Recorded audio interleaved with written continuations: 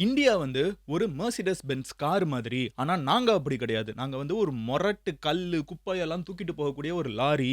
இந்த மொரட்டு லாரி வந்து ஒரு பயங்கரமான மெர்சிடஸ் பென்ஸ் மேல மோதுச்சுன்னா, இழப்பு யாருக்கு? நீங்களே யோசிச்சுக்கோங்க அப்படின்னு யாரு சொல்லுவாங்க? இப்படி ஒரு பேச்ச வந்து யாரு பேச முடியும்? நீங்க யோசிச்சு பாருங்களேன். நாங்க ஒரு குப்பை வண்டி, நாங்க வந்து ஒரு மொரட்டு வண்டி, நாங்க வந்து ஒரு பெரிய ட்ரக்கு அப்படின்னு சொல்லிட்டு, எவனாவது அவன் நாட்ட பார்த்து பேசுவானா? சொந்த நாட்ட பார்த்து. ஆனா, பாகிஸ்தான் அத தான் இன்னைக்கு பண்ணியிருக்காங்க. அதுவும் எங்க இருந்து பண்ணியிருக்காங்கங்கிறது ரொம்ப ரொம்ப முக்கியமான ஒரு விஷயம். ட்ரம்போட நிலமான அமெரிக்கால இருந்துகிட்டு அவங்களோட ராணுவ ஒரு மீட்டிங்ல இருந்துகிட்டு இந்தியாவுக்கு ஒரு மிரட்டல பாகிஸ்தான் விட்டிருக்குது. நம்மளுக்கு 2 நாடுகளுக்கும் நடுவுல வந்து பல வருஷ வரலாறு இருக்குது. கரெக்ட்டா ஒரு 70 இயர்ஸ்க்கு மேல வந்து ஹிஸ்டரி இருக்குது. 2 நாடுகளுக்கும் பகை இருக்குது. எல்லாமே இருந்திருக்குது. ஆனா எப்பவுமே இன்னொரு நாட்டோட இடத்துல இருந்துகிட்டு நம்ம 2 நாடுமே இன்னொரு நாட திட்டுனது கிடையாது, மிரட்டுனது கிடையாது, எதுவுமே பண்ணது கிடையாது. But for the first time Munir கரெக்ட்டா நம்ம ரொம்ப நாளா பேசிட்டு இருந்த ஒரு ஆள் தான். இவர்னால தான் ஆபரேஷன் சிந்தூர்ல முக்காவாசி பிரச்சனை ஆரம்பிச்சதே அந்த ஆள்னால தான்.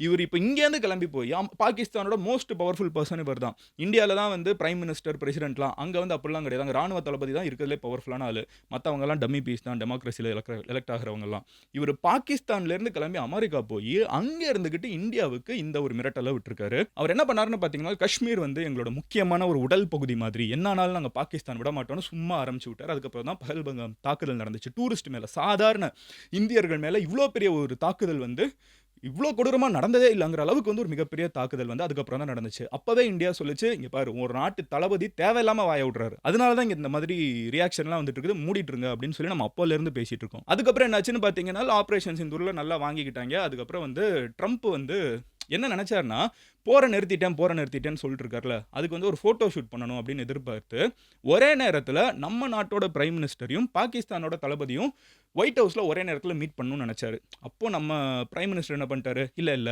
எனக்கு வேற வேலை இருக்குது. நீங்க வேற யார்ட்டயாவது கேட்டு தெரிஞ்சுக்கோங்கன்னு" வடிவேல் மாதிரி கிளம்பி வந்தாச்சு. நீ அந்த ஆள் கூட ஃபோட்டோ எடுக்கிறதுக்கு நான் ஏன்டா வரணுங்கிறது தான் இன்டைரக்ட்டா இந்தியா வந்து ட்ரம்ப் கிட்ட சொன்னது. அந்த ஃபோட்டோ ஷூட் நடக்கவே இல்ல. ஆனா இவரு போனாரு. சும்மா வெத்து வெட்டா போய் ஒரு லஞ்ச் மட்டும் சாப்பிட்டு திரும்பி வந்தாரு. ட்ரம்ப் வந்து நான் தான் எனக்கு வந்து என்ன ஆஸ்கரா அது என்னது? ஆஸ்கர் குடுக்கலாம் ட்ரம்ப்க்கு நடிக்கிறதுக்கு. பட் எனிவே இந்த நோபல் குடுங்க. அமைதிக்கான நோபல் குடுங்க. நான் இந்தியா, பாகிஸ்தான் போர நிறுத்திட்டேன்னு சொல்றதுக்கு ஃபோட்டோ ஷூட் நடக்காம போயிடுச்சு. பட் இந்த டயத்திலே வந்து பார்த்தீங்கன்னா, ட்ரம்ப்க்கு எனக்கு தெரிஞ்சுங்க, நம்ம வந்து இந்த இன்டர்நேஷனல் நியூஸ் எல்லாம் பார்க்குற அளவுக்கு ட்ரம்ப்க்கு வந்து இந்தியா, ரஷ்யா கிட்டேருந்து ஆயில் வாங்குறதெல்லாம் பிரச்சனை எல்லாத்தையும் தாண்டி மிகப்பெரிய பிரச்சனை வந்து, இந்தியா வந்து ட்ரம்ப மதிக்க மாட்டேங்குது. உலகத்தில இருக்கிற எல்லா நாடும் வந்து ட்ரம்ப் வந்து வெள்ளை கொடி வேந்தன் அப்படின்னு சொல்லிட்டு சொல்லி, "ஆமாம்ப்பா உனக்கு என்னப்பா இப்ப இத சொன்னா என்ன? உனக்கு சந்தோஷமா? ஓகேவா? என் டாக்ஸ கம்மி பண்ணியான்னு" சொல்லிட்டு போயிடுறாங்க. இந்தியா மட்டும் இருந்துகிட்டு, "அப்படிலாம் சொல்ல முடியாது. கிளம்பு" அப்படின்னு சொல்லிடுறாங்களா. அது ட்ரம்ப்க்கு பெரிய ஈகோ ஹிட்டா இருக்குன்னு நெனைக்கிறேன். அப்போல இருந்தே பார்த்தீங்கன்னா, ட்ரம்ப் இருந்துகிட்டு, "பாகிஸ்தான் தான் என் ஃப்ரெண்டு. பாகிஸ்தான் தான் எனக்கு எல்லாமே. பாகிஸ்தான விட்டா வேற யாராவது நல்லவன் இருப்பானா? பாகிஸ்தான் மாதிரி ஒரு மிகப்பெரிய நாடு இருக்க முடியுமா? பாகிஸ்தான் தன் மண்ணுக்கு கீழ இருக்கிறது எண்ணெய் இல்லடா தங்கம்." அப்படிங்கிற அளவுக்கு வந்து போற போக்குல என்னெல்லாமோ அடிச்சு விட்டுட்டு இருக்காரு. பெஸ்ட் ஃபிரெண்ட்ஸ் பிஎஃப்எஃப் மாத்திட்டாரு. நம்ம கேங்ல எவனாவது ஒரு பையன் இருப்பான்.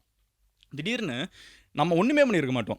நம்ம நார்மலா ஏதோ ஒண்ணு சொல்லிட்டு போயிருப்பான். அவன் ரொம்ப அத பெர்சனலா ஈகோவா எடுத்துக்கிட்டு, நம்ம கேங்குக்கு சம்மந்தமே இல்லாத ஒரு பையன கூப்பிட்டு, "இவன் தான் இனிமே என் பெஸ்ட் ஃபிரெண்ட். இவன் தான் என் தளபதி" அப்படின்னு சொல்லி பேசிட்டு இருப்பான்ல. அததான் பேசிக்கா ட்ரம்ப் வந்து இந்தியாவ வெறுப்பேத்துறேங்கிற பேர்ல சம்மந்தமே இல்லாம பாகிஸ்தானோட பயங்கரமா உறவு கொண்டாடிட்டு இருக்கிற நம்ம டொனால்டு ட்ரம்ப் வந்து அடுத்து என்ன பண்றாருன்னு பார்த்தீங்கன்னா, கொஞ்சம் பாகிஸ்தானோட ரிலேஷன்ஷிப் எல்லாம் இன்கிரீஸ் பண்ணிட்டு இருக்கிற இந்த நேரத்தில, முனிர் பாகிஸ்தானோட தளபதி 2வது முறை சிந்தூர் முடிஞ்சே இப்ப என்ன கொஞ்சம் மாசம் தானே ஆச்சு. அதுக்குள்ள மறுபடியும் இவர் வந்து யுஎஸ் போறாரு.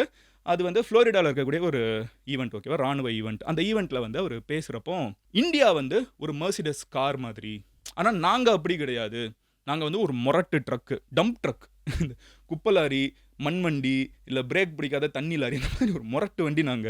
ஒரு இந்தியா வந்து ஒரு மெர்சிடஸ் பென்ஸ், ஃபெராரி மாதிரி." நான் எக்ஸாக்ட் வேர்ட் சொல்றேங்க. நான் எக்ஸாகரேட்டே பண்ணல. நீங்க சர்ச் பண்ணி பாருங்க. இப்படி ஒரு ஆள் வந்து ஒரு நாட்ட வந்து தான் நாட்டே பேசியிருக்கவே முடியாது. அவரு என்ன சொல்றாருன்னா, "நாங்க வந்து ஒரு மொரட்டு வண்டி. எங்களுக்கு வந்து ஒரு பெரிய டெக்னாலஜிலாம் ஒண்ணும் கிடையாது. நாங்க ஒரு மொரட்டு வண்டி.